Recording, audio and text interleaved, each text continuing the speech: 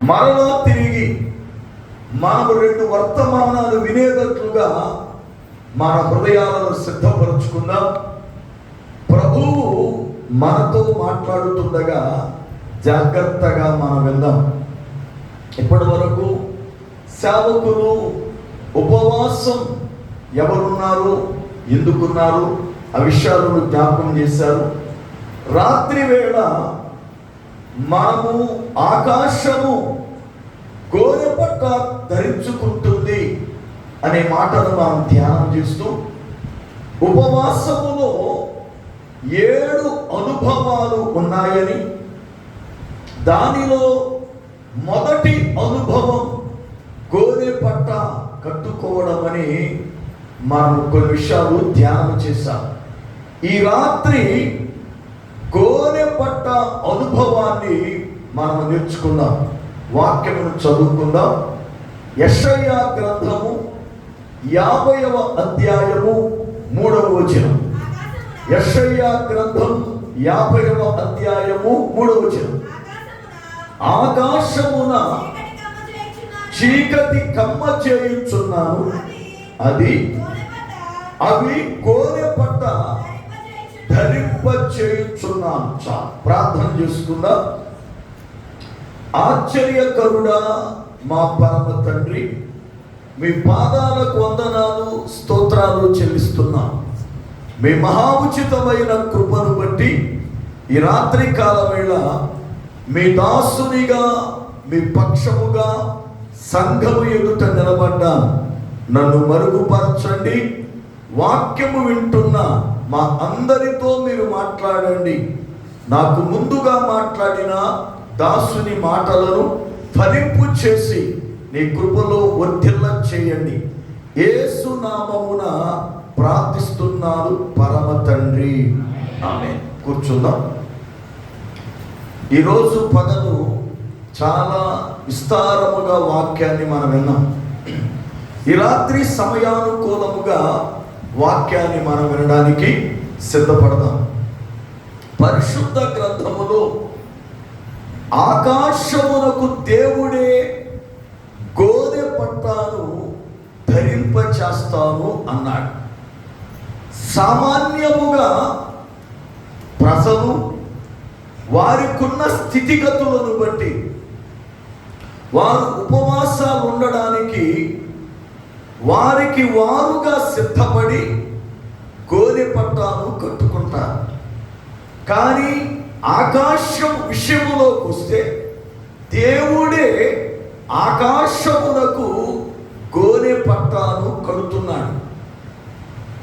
ఆ అనుభవములోనికి ఆకాశమును దేవుడు నడిపిస్తూ ఉన్నాడు. గోనెపట్ట అనేది బైబిల్ గ్రంథములో దేనికి సూచించబడింది అంటే, ఒక మనుష్యుడు తనను తాను ఉపేక్షించుకోవడానికి, ఒక మనుష్యుడు తనను తాను చిన్నపుచ్చుకోవడానికి, ఒక మనుష్యుడు దేవుని ఎదుటకు వెళ్ళినప్పుడు తనను తాను తగ్గించుకోవడానికి గోనెపట్టను వాడేవారు. అంటే గోనెపట్టను ఏ సందర్భాల్లో ధరించేవారు అంటే, ఏదైనా ఒక బలమైనటువంటి కార్యం వాళ్ళ హృదయాలలో చింతను పుట్టిస్తే, ఆ చింతను బట్టి వాళ్ళు ఉపవాసం ఉండి ప్రార్థించాలి అనుకున్నప్పుడు వెంటనే వారి దేహం మీద ఎంత విలువైన వస్త్రాలు ఉన్నా కూడా వాటిని తీసేసి తమని తాము కించపరుచుకొని వారు గోనెపట్టలు కట్టుకునేవారు. అంటే ఉపవాసం ఉండాలి అనుకున్న వారికి మొదటి అనుభవం ఏమిటంటే, తనను తాను ఉపేక్షించుకోవడం నేర్చుకోవాలి, తనని తాను తగ్గించుకోవడం నేర్చుకోవాలి, తనని తాను దేవుని ఎదుట దుఃఖపరుచుకోవడానికి వారిని సిద్ధపరచుకోవాలి. గోనెపట్ట ఉపవాసం ఉండడానికి సిద్ధపాటును కలగజేసేది, సిద్ధపాటుని కలగజేశారు. ఒక మనుష్యుడు ఉపవాసం ఉండాలి అంటే ముందు తాను సిద్ధపడాలి.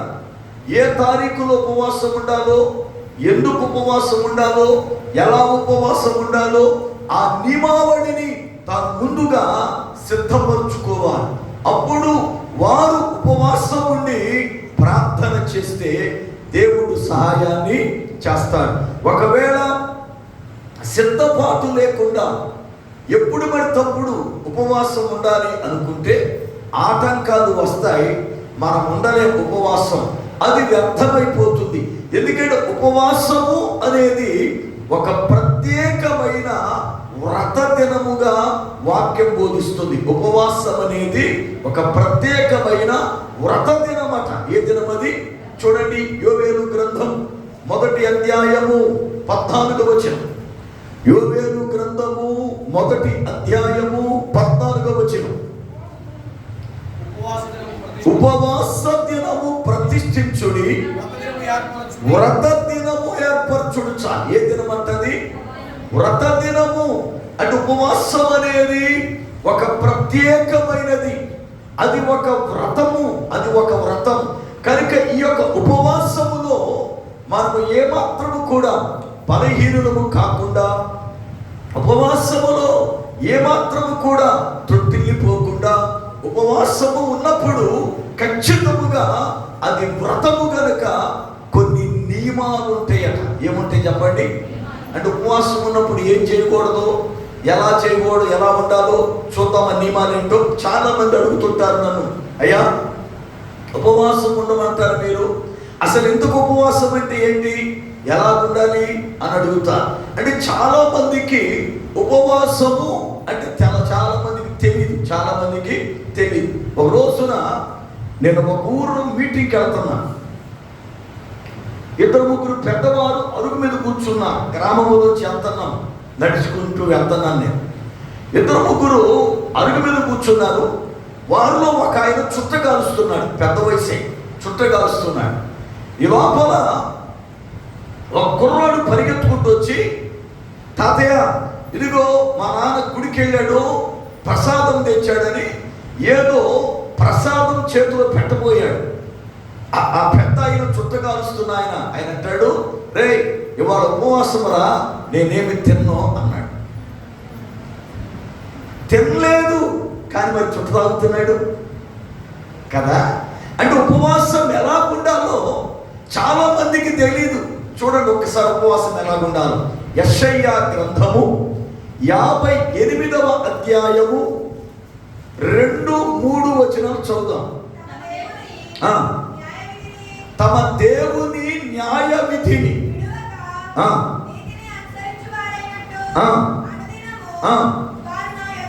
వారు నా యొద్ద విచారణ చేయుచు నా మార్గములను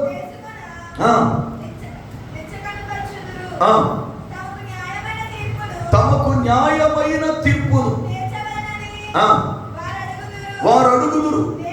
దేవుడు తమకు ప్రత్యక్షుడు కావాలనని హెచ్చరింతురు. చూడండి, వాళ్ళు ఏం కోరుకుంటారట? దేవుడు మాకు న్యాయమైన పని చేయాలి, దేవుని ప్రత్యక్షత మాకు కావాలి అని వాళ్ళు కోరుకుంటారట. నేను మీ సంఘాన్ని గమనించినప్పుడు రవితేజ ఒక పాట బాగా పాడుతున్నాడు, నీ ముఖ దర్శనం కావాలయ్యా, ముఖ దర్శనం కావాలయ్యా అని. ఎలా ఇస్తాడు ముఖ దర్శనం? పాటలు పాడితేనా? ముఖ దర్శనం ఎలా ఇస్తాడు దేవుడు?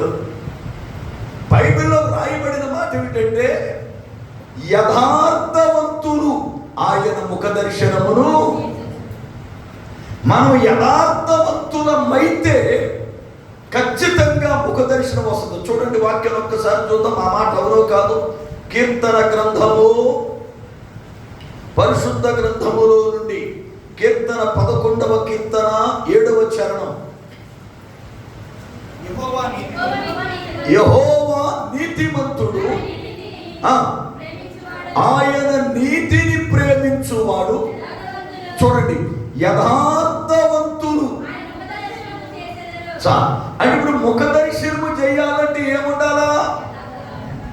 మీరు ఇంటికాడ యథార్థత లేకుండా అబద్ధాలు ఆడుతూ మోసాలు చేస్తూ చెడులో బ్రతుకుతూ ఇక్కడికి వచ్చిన తర్వాత ముఖ దర్శనం కావాలి, ముఖ దర్శనం కావాలి, ముఖ దర్శనం కావాలంటే ఏం పని అవదు. ఎందుకని ఆయన ముఖ దర్శనం మనకు లేదు? యెషయా గ్రంథం 59వ అధ్యాయం 2వ వచనం. యెషయా గ్రంథం 59:2. మీ పాపములు ఆయన ముఖమును మీకు మరుగుపరచునుచ. మీ పాపములు ఆయన ముఖము కనబడకుండా కప్పేశాయి. అవి మరుగైపోయింది ఆయన ముఖం. ఇప్పుడు దాన్ని వదిలిపెట్టకుండా, దాన్ని తీసేసుకుండా నువ్వు కావాలి కావాలి అంటే దేవుడు అంటాడు, నేను దగ్గరే ఉన్నా, అయితే నీకెందుకు కనపడలేదంటే నీకు నాకు మధ్యలో నీ పాపము అడ్డతెరగా ఉంది, అడ్డతెరగా ఉంది.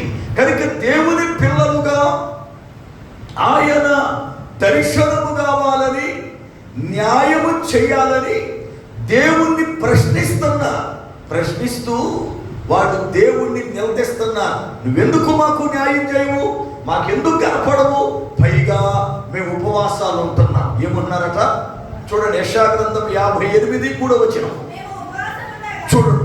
మేము ఉపవాసం ఉండగా నీవు ఎందుకు చూడవు, మేము మా ప్రాణములను ఆయాసపరచుకొనగా నీవెందుకు ఇష్టపడవు అని అందరూ దేవుణ్ణి అడుగుతున్నారు. దేవా, మేము ఉపవాసం ఉంటే నువ్వెందుకు చూడవు, పైగా మా ప్రాణాలను ఆయాసపరుచుకుంటున్న ఉపవాసాల చేత నువ్వెందుకు లక్ష్య పెట్టట్లేదంటే దేవుడిచ్చిన సమాధానం చూడండి. ఇప్పుడు మీ ఉపవాస దినమున మీరు మీ వ్యాపారము చేస్తారు, మీ పనివారి చేత కఠినమైన పైన చేయిస్తారు, మీరు కలహపడుచు వివాదము చేయొచ్చు, అన్యాయముగా గుద్దులాడుచు ఉపవాసం ఉండుచా. అంటే ఉపవాసం ఉండేటప్పుడు ఏం చేయకూడదు చెప్పండి, ఏం చేయకూడదు? ఉపవాసం ఉన్నాం, ఫోన్ వచ్చింది, ఉండు ఇప్పుడే ఆడేదో చిన్న బేరం వచ్చింది అని అంతే, నీ ఉపవాసం పోయే. అర్థమైందా? ఉపవాసం ఉన్న రోజున వ్యాపారం చేయకూడదు. ఉపవాసం ఉన్న రోజున నీ దగ్గర ఉన్న పనివారి చేత కఠినమైన సాకిరి చేయించకూడదు. ఉపవాసం ఉన్న రోజున కలహాలు పడకూడదు. ఉపవాసం ఉన్న రోజున అన్యాయముగా గుద్దులాడకూడదు. ఇవన్నీ చేయకూడదు. మరి ఉపవాసం ఉన్నప్పుడు మనం ప్రత్యేకించబడిన వారముగా, అది వ్రత దినము అని ఎరిగిన వారముగా, ఆ దినమున ప్రత్యేకించి దేవునితో మాత్రమే గడపడానికి నువ్వు ఏర్పరచుకోవాలి. దేవునితో మాత్రమే గడపడానికి ఏర్పరచుకోవాలి. దేవుడు నువ్వు ఉపవాసం ఉండు అని నిన్నేం అడగడం, నువ్వెందుకు కొట్టలేదు అని అడగడం. కానీ ఉంటే మాత్రం ఖచ్చితంగా ఉండాలి, ఉంటే మాత్రం ఖచ్చితంగా ఉండాలి. ఎందుకు అంటే హృదయములో చింత కలిగినప్పుడు, హృదయములో భారము కలిగినప్పుడు ఆ మనుష్యుడు ఉపవాసం ఉంటాడు. ఆ మనుష్యుడు ఉపవాసం ఉంటాడు. బైబిల్ గ్రంథములో కొందరు గోనె పట్ట కట్టుకున్న అనుభవాలు ఎలాగున్నాయో మనం ఈ రాత్రి ధ్యానం చేద్దాం. గోనె పట్ట అనేది ఉపవాసం ఉండడానికి, దేవునిని వేడుకోవడానికి, ప్రార్థించడానికి తమని తాము సిద్ధపరచుకునే సిద్ధపాటు. దైవ గ్రంథములో వాడ నాయకులు ఒక పట్టణము కొరకు ఉపవాసం ఉన్న, ఒక పట్టణము కొరకు వాడ నాయకులు వాడను దిగి వచ్చి వారు ఉపవాసం ఉన్నారు. ఎవరు వారు? ఎక్కడ చూద్దాం. ఎస్కేలు గ్రంథం 27వ అధ్యాయము 30-31 వచనము. ఎస్కేలు గ్రంథం 27వ అధ్యాయము 30-31 వచనమును. నిన్ను గూర్చి మహాశోకమెత్తి తమ తల మీద బుక్కి పోసుకొనుచు బూడిదలో పొర్లుచు నీ కొరకు మొలలను గోనెల చేత కట్టుకొని మనచింత గలవారై నిన్ను గూర్చి బహుగా అంగలార్చుదురు. చాలు. ఎవరు వీరు? 29 వచనం. ఎవరు వీరు? కోలలు పట్టుకొని వారందరూ నావికులను వాడ నాయకులను తమ వాడల మీద నుండి దిగి. జాగ్రత్తగా గమనించాలి. వీరెవరయ్యా అంటే నాయకులు. వీరెవరు అంటే వాడలు నడిపే నాయకులు. వీరట తూరు పట్టణ ప్రజలను గూర్చి చింత కలిగిన వారై, తూరు పట్టణ ప్రజలను గూర్చి వేదన కలిగిన వారై, తూరు పట్టణ పరిస్థితిని బట్టి వాళ్ళకి భారము కలిగి వాళ్ళు వాడలు దిగి సముద్రపు ఒడ్డున నిలబడి అక్కడ బుక్కి పోసుకొని ప్రలాపించడానికి సిద్ధపడుతూ మొలలకు గోనెలు కట్టుకొని అంగలారుస్తారు. గోనెలు కట్టుకొని అంగలారుస్తారు. కారణం ఏమిటి అంటే తూరు దేశం అనేది ఒక సముద్రం మీద వ్యాపారపు స్థితిని కలిగింది. సముద్రం మీద వ్యాపారపు స్థితిని కలిగింది. అయితే ఇప్పుడు దాని వ్యాపారాన్ని బట్టి అది గర్విష్ఠురాలై, వ్యాపారాన్ని బట్టి అది ఇప్పుడు దేవుని మర్చిపోయింది. దేవుని మర్చిపోయింది. దేవునిని మర్చిపోతే దేవుని కోపం దాని మీద రగులుకుంటుంది. దేవుని యొక్క ఉగ్రత దాని మీదకి వస్తూ ఉంది. ఈ సంగతి ఎరిగిన వాడ నాయకులు ఇప్పుడు దాని కొరకై ఉపవాసం ఉంటున్నారు. కొంచెం నేను లోతుగా వాక్యం చెబుతాను, జాగ్రత్తగా విందాం. సముద్రం ఏమిటి? వ్యాపారస్తులు ఎవరు? వాడ ఏమిటి? దాని నాయకులు ఎవరు? ఈ 4 భాగాలు మనం జాగ్రత్తగా విందాం. సముద్రము అంటే లోకం. సముద్రము అంటే లోకం. యెషయా గ్రంథం 57వ అధ్యాయం 20వ వచనం. యెషయా గ్రంథము 57వ అధ్యాయము 20వ వచనం. భక్తిహీనుడు కదలుచున్న సముద్రము వంటి వారు చాలు. అంటే లోకం దేనితో పోల్చాడు దేవుడు అంటే భక్తిహీనులైన ప్రజలను సముద్రముతో పోల్చాడు. ప్రకటన గ్రంథం 17వ అధ్యాయం 15వ వచనం. ప్రకటన 17:15. మరియు ఆ దూత నాతో ఇలాగూ చెప్పాడు, ఆ వేశ్య కూర్చున్న చోట నీవు చూచిన ఆ జలమును ప్రజలను, జన సమూహములను, జనములను, ఆయా భాషలు మాట్లాడు వారిని సూచించునుచా. అనగా ఒక స్త్రీ నీళ్ల మీద కూర్చుంది. ఆ నీళ్లు ఎవరు అంటే ప్రజలే అని బోధించాడు. అనగా సముద్రము దేనికి ముంగుర్తు అంటే లోకానికి ముంగుర్తు. లోకానికి ముంగుర్తు. ఇప్పుడు లోకము అనే ఈ సముద్రములో వాడల పైన తూరు పట్టణస్థులు వ్యాపారం చేస్తున్నారు. ఏం చేస్తున్నారట? ఏటి పైన? అందరూ చెప్పండి. వేటి పైన? వాడల పైన. రైట్. పరిశుద్ధ గ్రంథములో వాడ దేనికి ముంగుర్తు అని అంటే విశ్వాసానికి ముంగుర్తు. దేనికి ముంగుర్తు? తిమోతికి వ్రాసిన మొదటి పత్రిక 1వ అధ్యాయము 19వ వచనం. తిమోతికి రాసిన మొదటి పత్రిక 1వ అధ్యాయం 19వ వచనం. అట్టి మన సాక్షిని కొందరు త్రోసివేసి విశ్వాస విషయమై వాడ బద్దలైపోయిన వారి వలె అంటే ఇప్పుడు వాడ దేనికి ముంగుర్తు? విశ్వాసమునకు ముంగుర్తు. అంటే లోకం అనే సముద్రములో విశ్వాసం అనే వాడ ద్వారా వ్యాపారం జరుగుతుందట. ఏం జరుగుతుంది? వ్యాపారం. ఆ వ్యాపారస్తులు ఎవరు అంటే విశ్వాసులైన మనమే.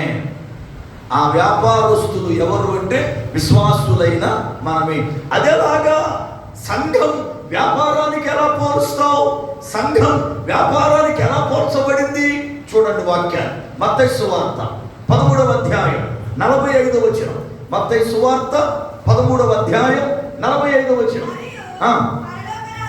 మరియు పరలోక రాజ్యము మంచి ముత్యములను కొన వెతుకుచున్న వర్తకుని పోలి ఉన్నది. కొన వెతుకుచున్న వ్యాపారస్తుణ్ణి పోలి ఉంది. అంటే ఇప్పుడు సంఘాన్ని దేనితో పోల్చాడు? సంఘాన్ని దేనితో పోల్చాడు? ఒక వ్యాపారస్తునితో, వ్యాపారం చేసే వారితో పోల్చాడు. అయితే నేడు క్రైస్తవ సంఘాలు ఏమైపోయినంటే ఈ వ్యాపారాలను బట్టి గర్వం పెరిగిపోయిందట. ఏం పెరిగిపోయింది? ఈ కడవరి దినాల్లో సంఘాలను దేంతో పోల్చాడు దేవుడు అంటే లవోదియకయ అనబడుతున్న సంఘముతో పోల్చాడు. లవోదియకయ అనబడుతున్న సంఘముతో పోల్చాడు. ఈ లవోదియక అనబడుతున్న సంఘం ఎలాంటి స్థితి ఉందో నేడు కడవరి దినములలో ప్రతి క్రైస్తవ సంఘం అనగా మనము ఆ స్థితిని కలిగి ఉన్నాం. ఎలాగుంది లవోదియకయ? ప్రకటన గ్రంథం 3వ అధ్యాయం, ప్రకటన గ్రంథం 3వ అధ్యాయం 17-18 వచ్చిన, నీవు దౌర్భాగ్యుడవును, దిక్కుమాలిన వాడవు, గుడ్డివాడవును, దిగంబరుడవై ఉన్నావని ఎరుగక నేను ధనవంతుడను, ధన వృద్ధి చేసుకొని ఉన్నాను, నాకేమీ కొదువ లేదని చెప్పుకొనుచున్నావు. దేవుడు సంఘముతో మాట్లాడుతూ, ఓ లవోదియక సంఘమా, నీ ఉంటే వెచ్చగానైనా ఉండు, లేదు చల్లగానైనా ఉండు. నువ్వు ఎలాగున్నావో తెలుసా? నువ్వెచ్చగా ఉన్నావు అంటే ఒక్కొక్కసారి మండుతూ ఉన్నావు, ఒక్కొక్కసారి చల్లారిపోతున్నావు, ఒక్కొక్కసారి వేడిగా ఉన్నావు, ఒక్కొక్కసారి చల్లబడిపోతున్నావు. ఇలా కాదు, ఒకే రీతిగా ఉండాలి. ఎప్పుడు కూడా ఒకే రీతిగా ఉండాలి. ఎప్పుడు కూడా ఒకే రకముగా నీ గుణం ఉండాలి. కానీ నువ్వు అలా ఉంటల్లా. ఇదిగో కొన్నిసార్లు నా అంత భక్తిమంతులు లేనట్టుంటున్నావు, కొన్నిసార్లు ఏ భక్తిలే అని పక్కన నిలబడుతున్నావు. అయితే నువ్వు ఎలాంటి స్థితిలో ఉన్నావు తెలుసా? దౌర్భాగ్యమైన స్థితిలో ఉన్నావు, దిక్కుమాలిన స్థితిలో ఉన్నావు, దరిద్రపు స్థితిలో ఉన్నావు, ఆ గుడ్డిగా వారిగా బ్రతుకుతున్నావు అని మాట్లాడుతూ, నీవు ధన వృద్ధి చేసుకున్నాను, నాకేమీ కొనువలేదని నీవు గర్వపడుతున్నావు. నేటి క్రైస్తవుల స్థితి ఇదే. ఒకప్పుడు నేను పెద్దపుల్లేరు వచ్చినప్పుడు ఇంచుమించుగా చాలా గృహాలు తాటాకిళ్ళి, ఎవరో కొన్ని మాత్రమే పెంకుటిళ్ళు ఉన్నాయి, రోడ్లు కూడా సరిలేవు. ఇప్పుడు దేవుని మహాకృప, దేవుడు దీవించాడు మిమ్మల్ని. ఏం చేశాడు? ఆశీర్వదించాలా, దీవించాడు. గుర్తుపెట్టుకోండి, దేవుడు మిమ్మల్ని ఆశీర్వించాడని పనికి మారిన సాక్ష్యం చెప్పొద్దు మీలో ఎవరు. ఆశీర్వదించాలా, మిమ్మల్ని దీవించాడంతే. దీవెన వేరు, ఆశీర్వాదం వేరు, రెండింటికి తేడా ఉంది. గుర్తుపెట్టుకో, దీవెన వేరు, ఆశీర్వాదం వేరు. దీవెన అని అంటే నీవు కష్టపడితే ఆ కష్టానికి ఫలితం పొందేదాన్ని దీవెన అంటాం. కష్టపడితే కష్టానికి ఫలితముగా సంపాదించుకునే సంపాదనను దీవెన అంటావు. నువ్వు కష్టపడ్డావు, రాత్రులు పగళ్ళు నిద్ర మానేసి, కూడు మానేసి, ఏదో నీకు తోసిన పనులు, వ్యవసాయం చేయి, వ్యాపారం చేయి, లేకపోతే ఇంకోటి పని చేయి, ఏదో ఒక పని చేసుకుని కష్టపడ్డావు కనుక దేవుడు దీవించాడు. అయితే నీకు ఆశీర్వాదం రాలా. ఆశీర్వాదం అంటే ఏమిటి అంటే మారు మనసు పొందడం. ఏం పొందడం చెప్పండి? ఆశీర్వాదం అంటే ఏం చెప్పండి? ఇప్పుడు చూడండి వాక్యం, హెబ్రీ పత్రిక 12వ అధ్యాయం 17వ వచనం. హెబ్రీ పత్రిక 12వ అధ్యాయం 17వ వచనం చదవండి. ఏశావు ఆ తరువాత ఆశీర్వాదము పొందగోరి కన్నీరు విడుచుచు దానికోసరం శ్రద్ధతో వెతికినను మారు మనసు పొంద నవకాశము దొరకక అంటే ఇప్పుడు ఏశావుని దేవుడు దీవించాడు కానీ ఆశీర్వదించలేదు. ఆశీర్వాదము ఏశావుకి లేదు. దీవించాడు దేవుడు. ఎలా చెప్పగలం ఏశావు దీవించాడు అని అంటే? యాకోబు ఏశావుకి ఎదురైనప్పుడు కొంత కానుకలు ఏశావుకి ఇవ్వడానికి ఇష్టపడ్డాడు. కోపం పోతాడు, కోపం పోతుంది నా మీద అని చెప్పి కొంత కానుకలు ఇవ్వబోతే ఏసేం ఏమన్నా తెలుసా? సోదరుడా, నాకు కావలసినంతుంది ఏముందట చూడండి వాక్యాన్ని. ఆదికాండము 33వ అధ్యాయము 9వ వచనం. ఆదికాండము 33వ అధ్యాయము 9వ వచనం. అప్పుడు ఏశావు, సహోదరుడా, నాకు కావలసినంతుంది, నీది నువ్వే ఉంచుకోవచ్చా అని. ఇప్పుడు దేవుడు దీవించాడా లేదా ఏశావుని? దీవించాడా? అంటే దీవెన ఎలా వస్తుంది? కష్టపడితే. ఎలా చెప్పండి? స్వామరోళ్ళలాగా ఇంట్లో కూర్చుంటే రాదు. ఏమండి, స్వామరోళ్ళలాగా ఏ పనికి వెళ్ళకుండా ఉంటే రాదు. ఏదో ఒక నీకు తోసింది, నీకు వచ్చింది, చిన్నదో పెద్దదో కష్టపడితే దేవుడు దీవిస్తాడు. దేవుడు దీవిస్తాడు. రాత్రనిక పగలనిక నీ పని ఏదో నువ్వు చేసుకుంటే ఏమండి దానిలో దేవుడు దీవెనను నువ్వు పొందుకుంటావు. అయితే ఏశావుకి దీవెన ఉంది కానీ ఆశీర్వాదము లేదు. ఆశీర్వాదము లేదు కనుక ఏం పొందలేదు ఏశావు? మారు మనసు. ఇప్పుడు మనల్ని దేవుడు దీవించాడా ఆశీర్వదించాడా? మీరు చెప్పండి కదా. అయితే ఇప్పుడు పరలోకం పోవాలంటే దీవించబడితే పోతామా ఆశీర్వదించబడితే పోతామా? భూలోకములో బ్రతకాలి అంటే దీవెన కావాలి, పరలోకములో బ్రతకాలంటే ఆశీర్వాదం కావాలా? అర్థమైంది మీకు ఇప్పుడు వాక్యం? ఏమండి, పరలోకంలో బ్రతకాలంటే ఆశీర్వాదం కావాలి, భూలోకములో బ్రతకాలంటే దీవెన కావాలి. అయితే రెండిటినీ దేవుడు ఇవ్వగలడు. అయితే ఇవ్వగలడు కానీ మనం దేవుని యొద్దకు వచ్చి మన స్థితిని ఒప్పుకుంటే, ఆయన మనల్ని ప్రేమించి మన పాపాన్ని కడిగి మనల్ని శుద్ధి చేస్తే మనకి మారు మనసు అనేది వస్తుంది.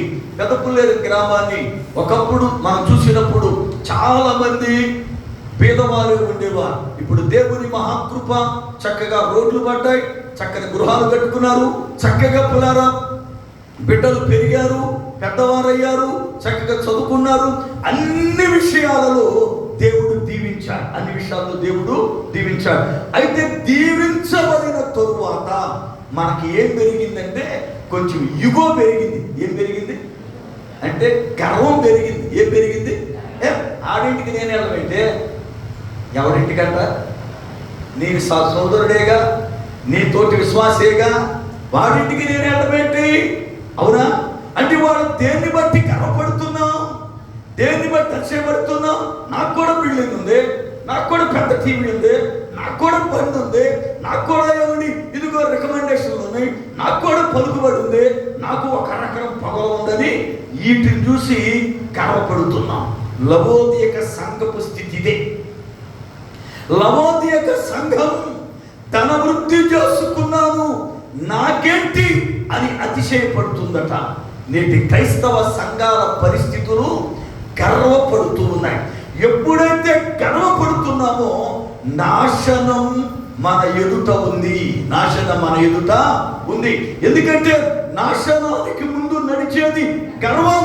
నాశనానికి ముందు నడిచేది గర్వం. ఈ రోజున సంఘం గర్వపడుతూ, సంఘం దేవునికి దూరం అవుతూ, దేవుని సన్నిధిలో ఎదగవలసిన రీతిగా ఎదగకుండా, బలపడవలసిన రీతిగా బలపడకుండా, భయభక్తులు ఉండవలసిన రీతిగా ఉండకుండా, వాక్య ధ్యాన విషయంలో, ప్రార్థనలో, ఆత్మ పొందే విషయంలో అన్నిటిలో కూడా దేవునికి దూరం అయిపోయా. అయితే వాడలో వ్యాపారం చేస్తున్నటువంటి వీరిని బట్టి దేవుని ఉగ్రత రాబోతూ ఉంటే వాడను నడిపే నాయకులు ఉపవాసాలు ఉండడం ప్రారంభించారట. దేవునికి స్తోత్రం. దాన్ని సామాన్యంగా ఎవరు కట్టుకోవాలి? కోరే వ్యాపారస్తులు కట్టుకోవాలా?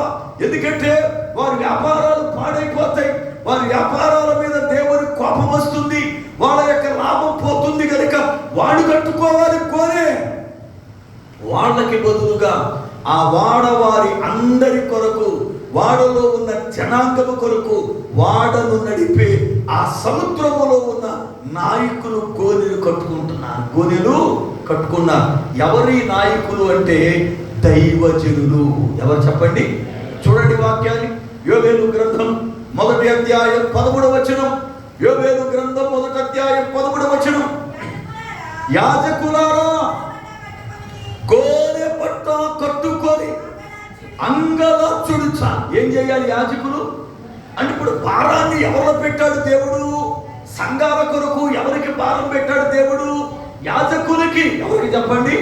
యాజకులకి. అంటే సంఘములో ఎవరైతే యాజక ధర్మాన్ని చేస్తున్నారో, ధూప దీప నైవేద్యాలను ఎవరైతే వేస్తున్నారో ఆ యాజకులతో మాట్లాడుతూ, యాజకులారా గోనె పట్టాలు కట్టుకుండయ్యా. ఎందుకని? ప్రభువా, నా మందిరములకు రావలసిన నైవేద్యాలు రావట్లేదయ్యా, నా మందిరములకు రావాల్సిన అర్పణలు ఆగిపోయాయి, నా మందిరములో ఉండవలసిన ఆహార ధాన్యాలు లేవు, ఇదిగో మీరు గోనె పట్ట కట్టుకోమని యాజకులతో మాట్లాడుతున్నాడు. అయితే పాత నిబంధన గ్రంథములో సేవకుడు ఒక్కడే యాజకుడు, సేవకుడు ఒక్కడే యాజకుడు. క్రొత్త నిబంధనలోకి వచ్చిన తరువాత విశ్వాసులందరూ యాజకులే. విశ్వాసులందరూ కూడా పేతురు రాసిన మొదటి పత్రిక 2వ అధ్యాయం 9వ వచనం. పేతురు రాసిన మొదటి పత్రిక 2వ అధ్యాయం 9వ వచనం. అయితే మీరు చీకటిలో నుండి ఆశ్చర్యకరమైన తన వెలుగులోనికి మిమ్మును పిలిచిన వాని గుణాతిశయము ప్రచురము చేయు నిమిత్తం ఏర్పరచబడిన వంశమును, రాజులైన యాజక సమూహం. దేవునికి స్తోత్రం. రక్షణ పొందిన ప్రతి బిడ్డను గురించి పరిశుద్ధాత్మ దేవుడు పేతురు ద్వారా మాట్లాడుతూ, మీరెవరో తెలుసా? ఏర్పరచబడిన వంశస్థులు, రాజులైన యాజకులు. రాజులైన యాజకులు. ఇప్పుడు విశ్వాసులందరూ ఎవరు చెప్పండి? యాజకులు. విశ్వాసులందరూ ఎవరు చెప్పండి? యాజకులు. ఇప్పుడు యాజకులు ఏం చేయాలా? యాజకులు ఏం చేయాలి? గోనె పట్ట కట్టుకోవాలి. గోనె పట్ట కట్టుకోవాలి. ఎందుకని? విశ్వాసం అనే వాడలు పాడైపోయాయి. విశ్వాసం అనే వాడలు పాడైపోయాయి. ఇదిగో సంఘాలు పాడైపోయాయి. ఒకప్పుడు ఉన్న సంఘాలు ఇప్పుడు కనపట్టాలా. ఒకప్పుడు ఉన్న సంఘ బిడ్డల ఉద్యమం ఇప్పుడు కనపట్టాలా. ఇప్పుడు కానీ ఏ సంఘ బిడ్డ నిలబెట్టి నువ్వు రక్షించబడ్డావుగా, ఖచ్చితంగా ప్రభు వస్తే ఎత్తబడతావా అని అడగండి. నీళ్ళని ఏమనండి అయ్యారా? ఏమనేంటి? రక్షణ పొందేవుగా నీకు తెలవదా ఎత్తబడతావో లేదో సస్తే? అదే పూర్వ దినాల్లో అయితే ఖచ్చితంగా ఏ విశ్వాసిని అడిగా, నేను అయ్యారు నేను ఎత్తపడతానండి అనేవాడు. ఎందుకో తెలుసా? అప్పుడు ఇవేమీ లేవు. అప్పుడు భక్తి ఒక్కటే ఉంది. ఇప్పుడు భక్తి లేదు, అన్నీ వచ్చేసాయి మనకి. అవునా కదా? భక్తి ఒక్కడ తప్ప ఇప్పుడు అన్నీ వచ్చాయి మనలోనికి. అప్పుడు భక్తి తప్ప ఏమీ లేవు. అప్పుడు భక్తి తప్ప ఏమి కూడా లేవు. కానీ ఇప్పుడు భక్తి తప్ప అన్నీ వచ్చాయి. లోకం వచ్చి కూర్చుంది మనలో. లోకం వచ్చి మనలో కూర్చుంది. అందుకనే నువ్వు ఎత్తబడతావా అని అడిగితే నీళ్లు నమ్ముతా ఉన్నాం. కారణం ఏంటి? మనకి సందేహం, ఎత్తబడతామో లేదో, సిద్ధపడి ఉన్నానో లేను అని సందేహం. కానీ ఇప్పుడు సంఘాలు ఏమైపోయాయంటే పాడైపోయాయి. సంఘాలు ఆత్మీయముగా దెబ్బతిన్నాయి. ప్రార్థన చేయట్లేదా? చేస్తున్నారు. వాక్యం ప్రకటించట్లేదా? ప్రకటిస్తున్నారు. పాటలు పాడటం లేదా? పాడుతూ ఉన్నారు. గుడికి వెళ్తాం లేదా? వెళ్తున్నారు. కానుకలు ఇవ్వట్లేదా? ఇస్తున్నారు. దశభాగాలు తీయట్లేదా? తీస్తున్నారు. ఉపవాసాలు ఉంటలేదా? ఉంటున్నారు. అన్నీ ఉన్నాయి, అన్నీ ఉన్నాయి. కానీ సంఘం ఎందుకు దెబ్బతింది? సంఘం ఎందుకు దెబ్బతింది? సంఘం దెబ్బ తినడానికి కారణం ఏమిటి? అసలు సంఘం పునారా పాడైపోవడానికి, సంఘము అంటే నీవు నేనే, మనం పాడైపోవడానికి, మనము దెబ్బతినడానికి, మనం ఆత్మ సంబంధముగా ఎదగకపోవడానికి, మనం పునర దేవునిలో బలపట్టుకోవడానికి కారణం తెలుసా? ఒకటి, దేవుని మాటను పెడచెవిన పెట్టడం. దేవుని మాటను పెడచెవిన పెట్టడం. సంఘములో ఎక్కువగా దెబ్బతినేది, ప్రభు వస్తే విడిచిపెట్టబడే దేవుడంటే సీనియర్ విశ్వాసులే. కొత్తగా ప్రభు దగ్గరికి వచ్చేవాళ్ళు, కొత్తగా రక్షించబడ్డవాడు ఎత్తపడతారు గ్యారెంటీగా. ఎందుకంటే వాళ్ళు కొత్తగా వచ్చారు కనుక భయం ఉంటుంది, ఆ కొత్తగా వచ్చారు కనుక ఆ ఉడుకుంది, కొత్తగా వచ్చారు కనుక ఆ యొక్క మంట ఉంటుంది, కొత్తగా వచ్చారు కనుక పరిశుద్ధి ఉంటుంది. సీనియర్లు ఉన్నారు చూడు, ఈ సీనియర్లకి సీనియర్ పెరిగి మాకు తెలుసులే అన్న ఒక్క చిన్న మాట మనల్ని నాశనం చేసి వదిలిపెట్టింది అంతే. ఇవాళ మనం పాడైపోవడానికి కారణం ఏంటి అంటే మన సీనియారిటీ గోడలకు పెరిగినట్టు పెరిగింది. మనకు కూడా సీనియారిటీ. అయ్యి కళలు మామ కళలు, ఆటికి ఉలుకు లేదు, పలుకు లేదు, మనకు లేదు. ఏం ప్రయోజనం? సీనియారిటీ కాదు, సీనియారిటీ పెరిగే కొద్దీ నీలో ఆత్మీయత పెరగాలి. ఆత్మీయత తగ్గింది, సీనియారిటీ పెరిగింది. ఈరోజు నిపులారా చాలా మంది జీవితాల్లో దెబ్బతింటారు కారణం వాళ్ళ మేము అనే తత్వమే.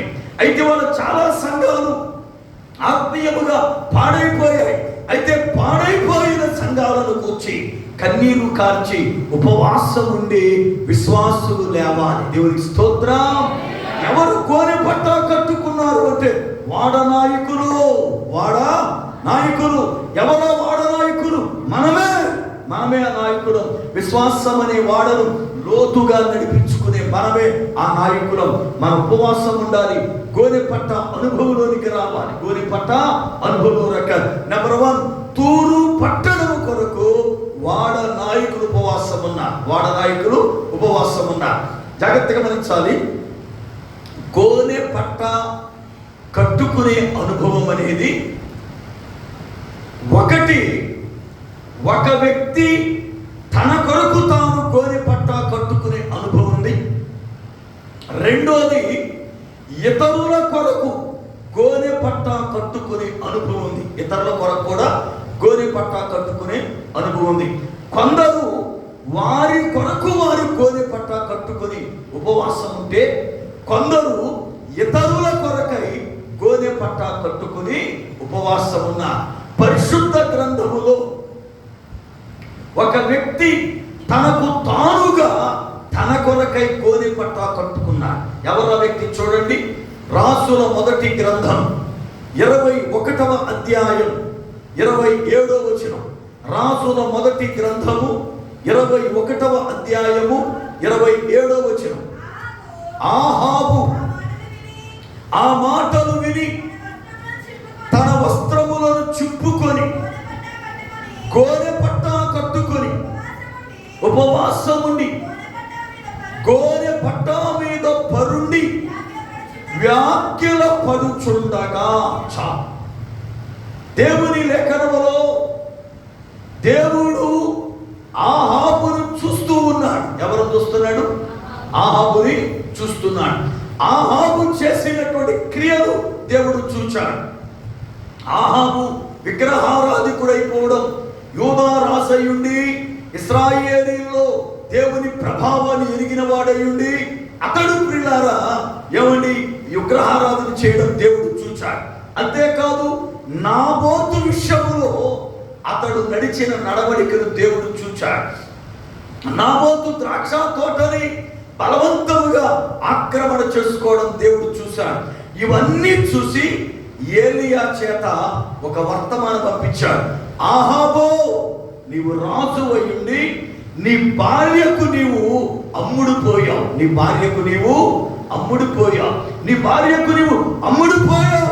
అయితే ఎక్కడైతే నాబోతును చంపావో, నాబోతు రక్తం ఎక్కడ కుక్కలు నాకాయో నీ రక్తము కూడా అక్కడే కుక్కలు నాకుతాయని చెప్పాడు. జాగ్రత్తగా గమనించాలి. ఆహాబు ప్రాకారం ప్రక్కనే నాబోతుకు ఒక మంచి ద్రాక్ష తోట ఉంది. ఇది అతని పిత్రార్జితం. నాబోతు చక్కగా ద్రాక్ష తోట పండించుకుంటున్నాడు. అయితే ఆహాబు రాజు గనక వెళ్ళి, అయ్యా నా ప్రాకారం ప్రక్కనే నీ యొక్క తోట ఉంది, అది నాకివ్వు, నేను నీకు దూరముగా మంచి తోట ఇస్తాను అన్నాడు. నాబోతు అన్నాడు, రాజా మీరు అడగడంలో తప్పు లేదు, నేను ఇవ్వచ్చు, కానీ అది ఇవ్వడానికి నాకు హక్కు లేదు. ఎందుకంటే అది నా పిత్రార్జితం. నా తర్వాత నా కొడుకు వెళ్ళాలి, ఆ తర్వాత కొడుకు వెళ్ళాలి తప్ప నేను ఇవ్వడానికి ఏం అవకాశము లేదు అన్నాడు. ఈ మాట అనగానే సర్లేరా, ఒకవేళ ఈరుంటే చూడు అని వెళ్ళిపోవాలా, అలా వెళ్ళాలా, లేకపోతే నేను రాజును కదా నాకు నువ్వు ఎదురు చెబుతావా అని చంపించి తోటను స్వాధీనపరుచుకోవాలి. అలాంటి ఏం చేయాల ఆహాబు ఇంటికి వెళ్ళి మూతి ముడిచి పడుకున్నాడట. ఏం చేశాడు? మూతి ముడుచుకుని పడుకునే అలవాటు ఎవరికి? ఆడపిల్లకి. ఎవరికి చెప్పండి?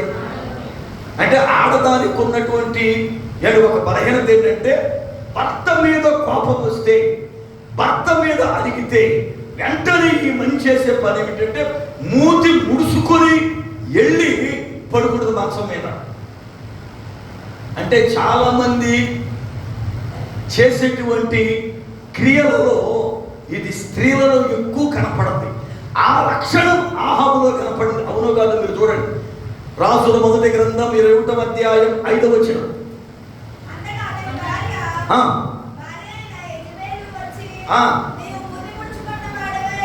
ఇంకా ముదిరించారు 4వ వచనం నుండి.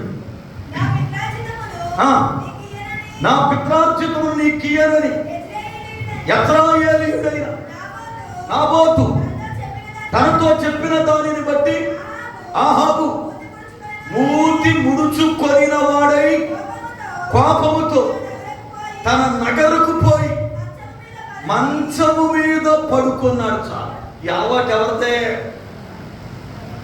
ఈ అలవాటు ఎవరిదే? ఒకసారి ఒక యవనస్తుడు ఒక అమ్మాయిని ప్రేమించాడు. చాలా ఇష్టం వాడంటే. తల్లిదండ్రులు ఒప్పుకోలే వాళ్ళ పెళ్లికి. ఇద్దరు బయటికి వెళ్ళిపోయి పెళ్లి చేసుకున్నారు. ఇక ఊరికి దూరంగా ఉండాలని వేరే ఊరు వెళ్ళి ఒక ఇల్లు అద్దెకు తీసుకుని అక్కడ కాపురం పెట్టుకున్నారు. ఆ కుర్రోడు ఆ అమ్మాయిని చాలా బాగా చూసేవాడు. అతడు ఒక ఫ్యాక్టరీలో డ్యూటీకి జాయిన్ అయ్యాడు. ఉదయం 9 గంటల క్యారేజీ పట్టుకుని వెళ్ళేవాడు, సాయంకాలం 5ంటికి వచ్చేవాడు. భార్యతో చక్కగా గడిపేవాడు. వెళ్ళాలంటే ఇద్దరు బయటికి వెళ్ళేవారు సంతకి, లేదంటే ఇంట్లోనే ఉండేవాడు. ఆ కుర్రోడు రోజు 9ంటికి వెళ్ళిపోవడం, 5 గంటలకు రావడం. ఈమె ఊరు కొత్త, ఈ యవనస్తురాలు, ఊరు చివర ఇల్లు ఒక్కతే ఉంటూ ఉండేది. ఈ లోపల ఆ ఊరిలో ఎల్లమ్మట తిరిగే మనిషి ఒక మనిషి తయారైంది.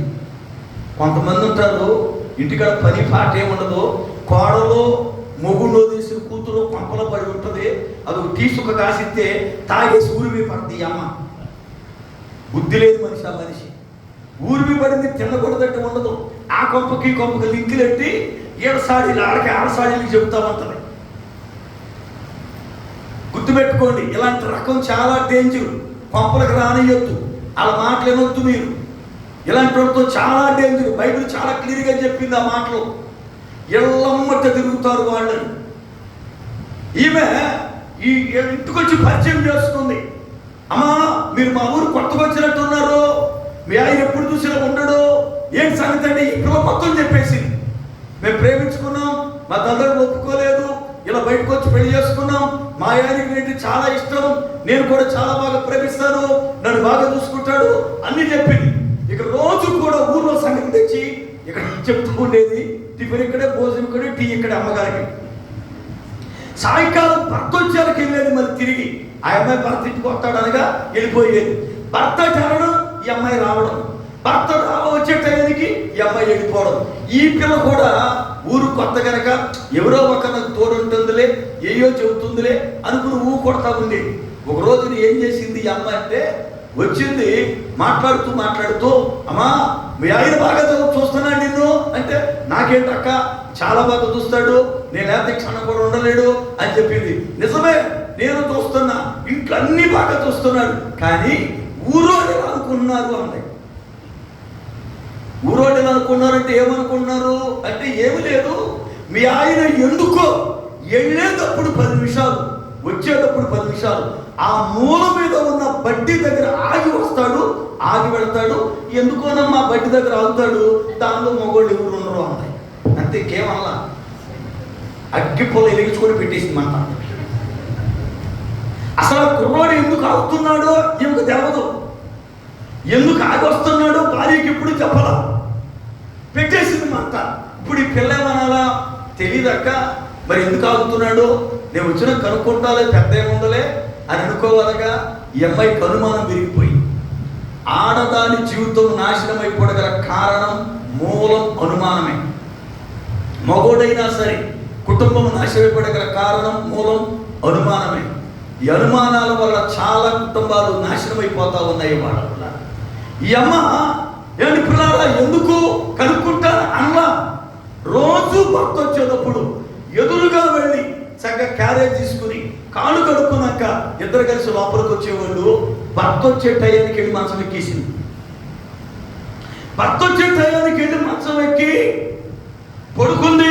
కుర్రోడు వచ్చాడు, కేకలేశాడు. ఎన్ని కేకలకి ఉరుకులేదు, పలుకులేదు.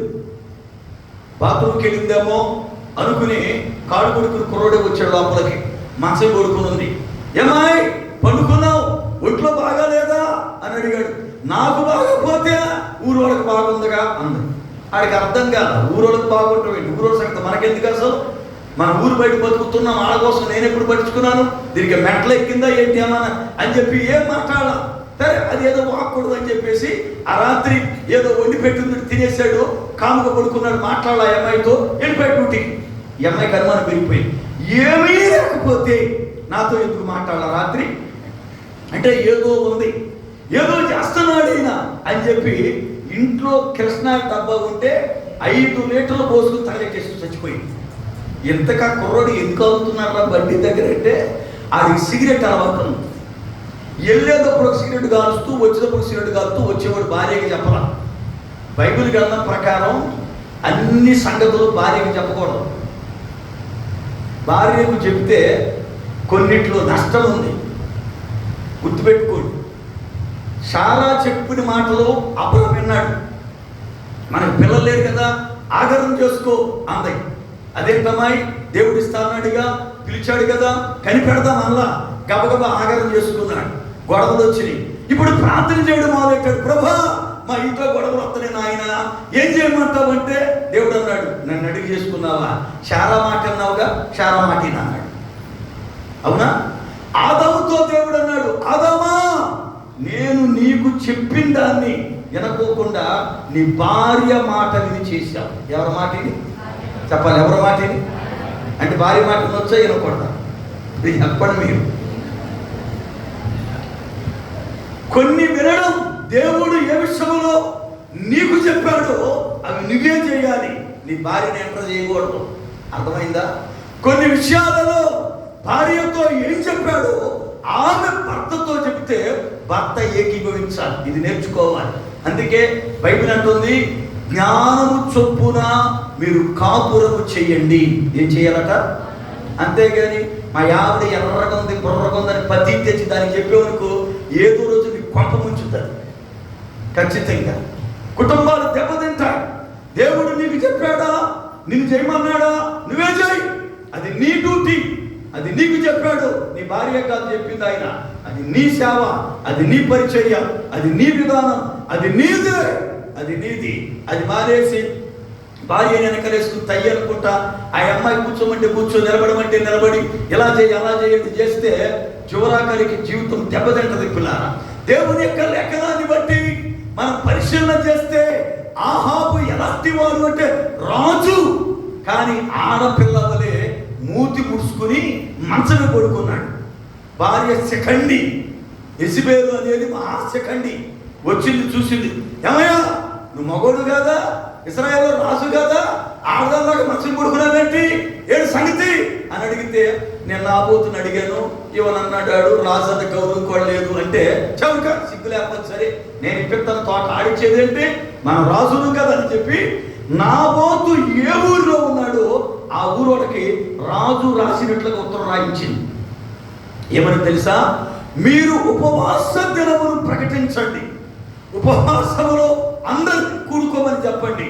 ఇద్దరు పనికిమాలని సాక్షులుగా పెట్టండి.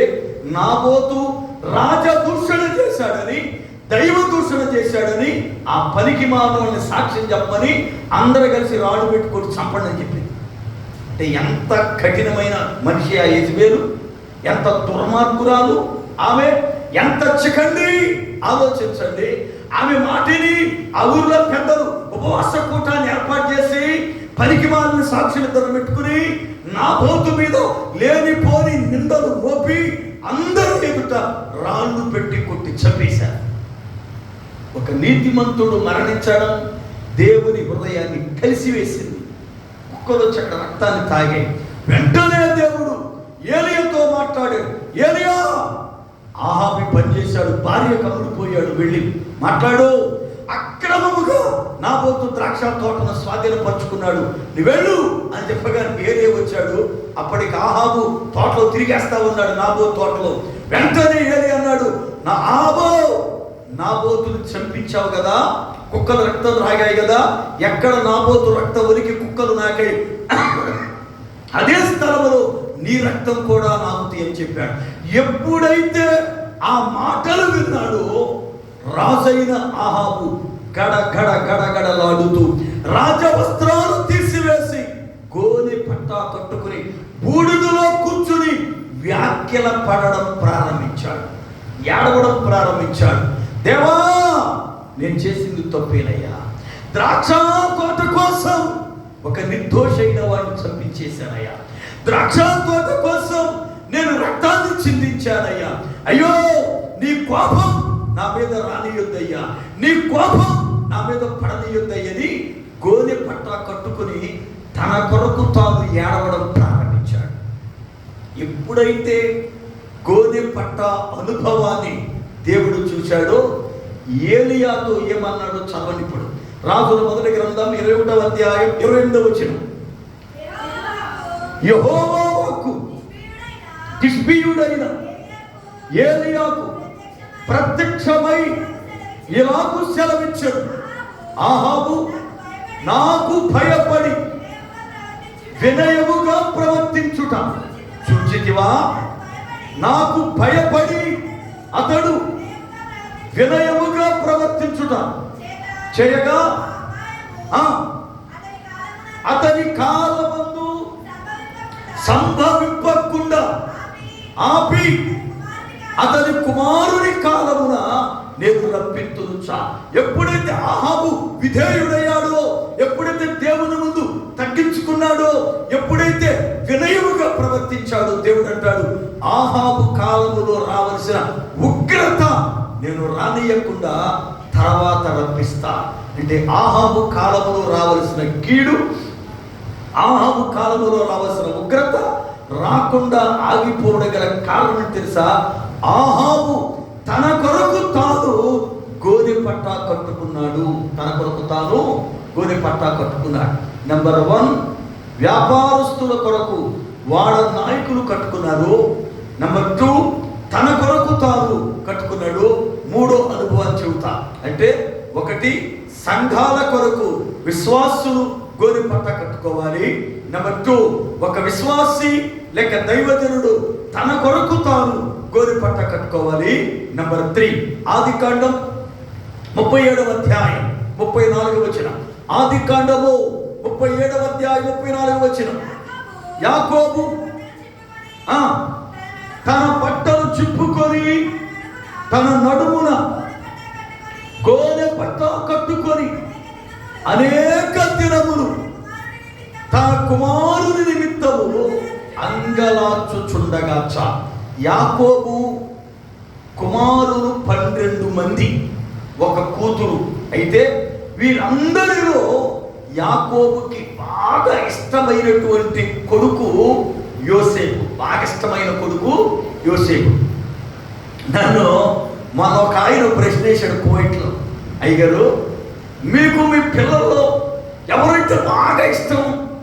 సామాన్యంగా తండ్రికి ఆడపిల్ల అంటే ఇష్టం. నాకు 2 కొడుకులు కూతురండి, మా అమ్మాయి అంటే నాకు చాలా ఇష్టం, మీకెవరు అన్నారు. నేను చెప్పాను, నేను ఇద్దరిని సమానంగా చూస్తాను. ఆడపిల్లని ఎక్కువ ప్రేమ, మగపిల్లోడని ఎక్కువ ప్రేమ ఎప్పుడు చూపను నేను. ఇద్దరిని సమానంగా చూస్తాను. ఎందుకంటే పక్షపాతం ఉండడం అనేది పాపం. పక్షపాతం ఉండడం అనేది, ఇద్దరు నాకు పుట్టినోళ్ళేగా, నాకు పుట్టినోళ్ళేనా, మరి అలాంటప్పుడు వీడిది నా మగమే అని ఆడికి దాసి ఎందుకు పెట్టాలా? ఏమంటే ఇప్పుడు వీడికి నీ ముఖం పడింది, ఆడికి మీ ఆయన ముఖం పడిందేమో. మీ ఆయన ముఖం రోజు సూత్త కాపురం చేస్తున్నావుగా, సిగ్గులేదా మాట చెప్పడానికి నీకు? నీ ముఖం ఉందా, ఆయన ప్రేమిస్తావా? ఆడెంత ఇష్టమా? ఆడికి ఏమో దోసి పెడతావా? రెండోడు ఏమన్నా నాకు పుట్టలేదని చూస్తావా? అది పాపం కాదా? చదవని వాక్యాలు అవునా కాదు? యాకోబు పత్రిక 2వ అధ్యాయం 9-10 వచన. యాకోబు పత్రిక 2వ అధ్యాయం 9-10 వచన చదవండి.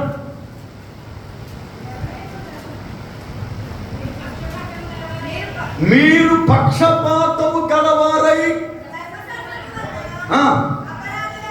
ధర్మశాస్త్రము వలన అపరాధులని ఎంచబడి పాపము చేయువారగుదురు. బాగా గమనించాలి. మీరు గాని పక్షపాతము గలవారైతే ధర్మశాస్త్రమును బట్టి అపరాధులని మీరు తెచ్చబడి మీరు పాపము చేసిన వాళ్ళు అవుతారు. ఏం చేసిన వాళ్ళు అవుతారు?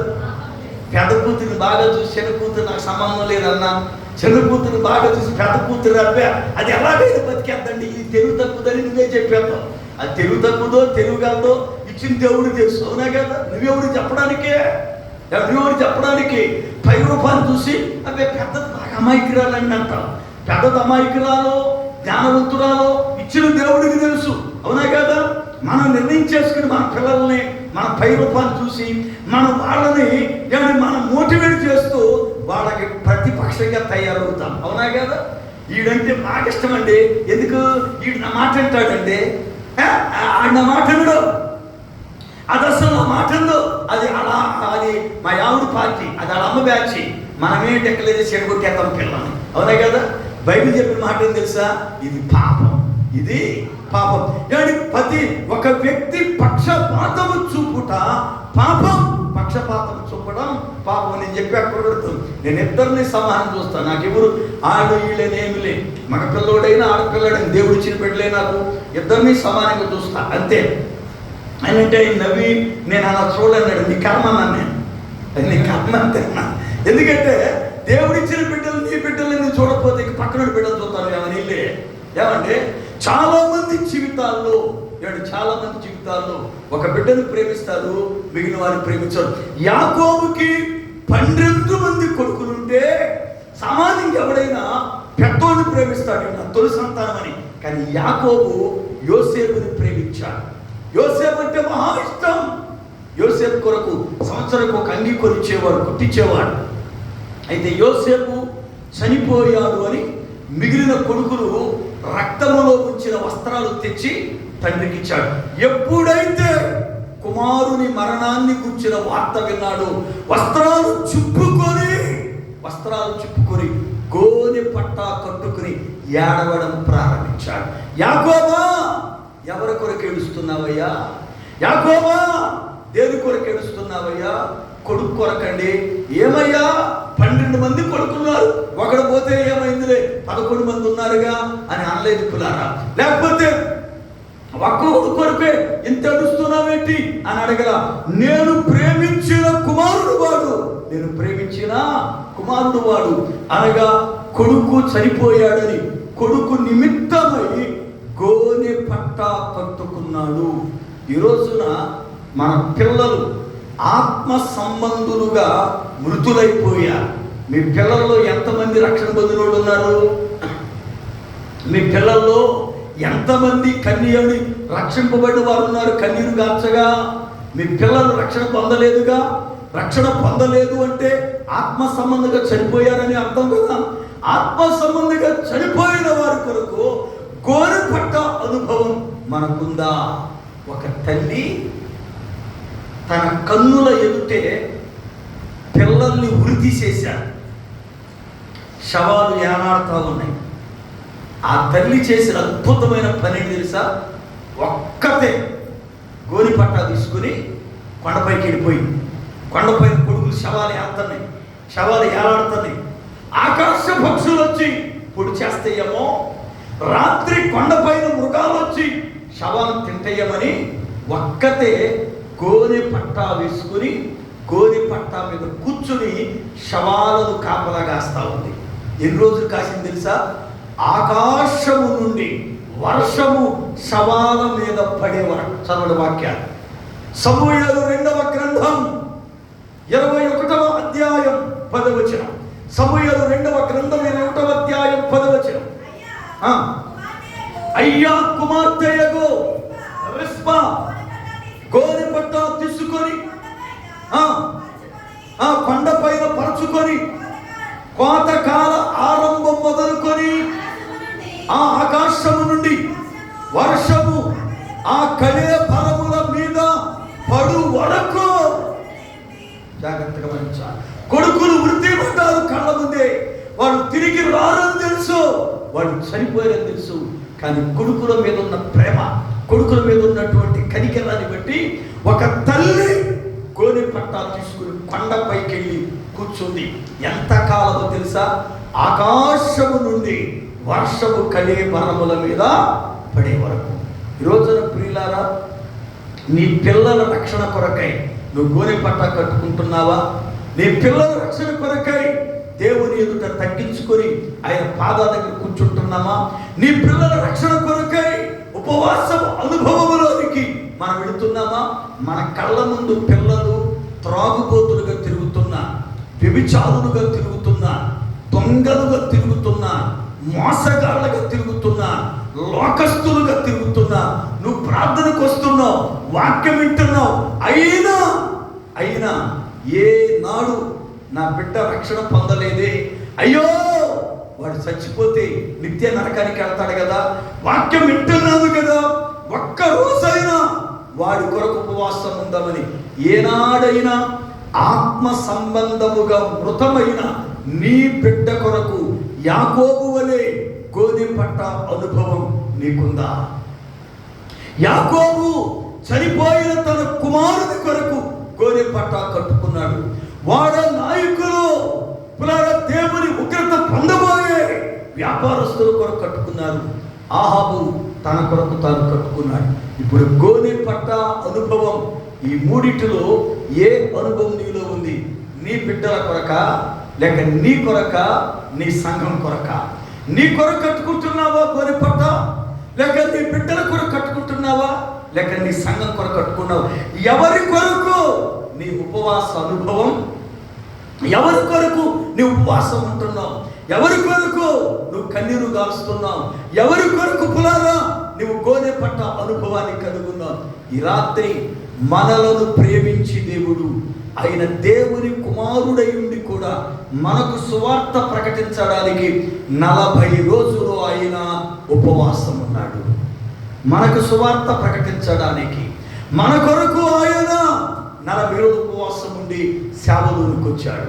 ఈ రోజున పిల్లారా, దేవుని బిడ్డలుగా మనం మన పిల్లల కొరకు ఉపవాసం ఉండాలి, మన సంఘం కొరకు ఉపవాసం ఉండాలి, మన కొరకు వ్యక్తిగతముగా మనం ఉపవాసము ఉండాలి. ఇవాళ ఉపవాసం అనేది ఏదో ఒక కార్యం కొరకు మాత్రమే కాదు. నీ కొరకు వ్యక్తిగతంగా బలపరచబడ్డకు ఉపవాసం ఉండాలి, నీ పిల్లల కొరకై ఉపవాసం ఉండాలి.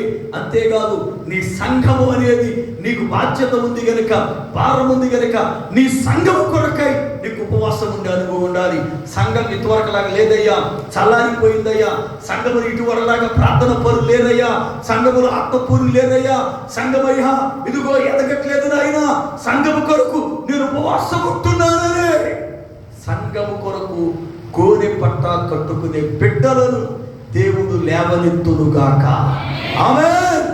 ప్రార్థన చేసుకుందాం. అందరం లేచి నిలబడదాం. ఈ యొక్క రాత్రి కాలము వేళ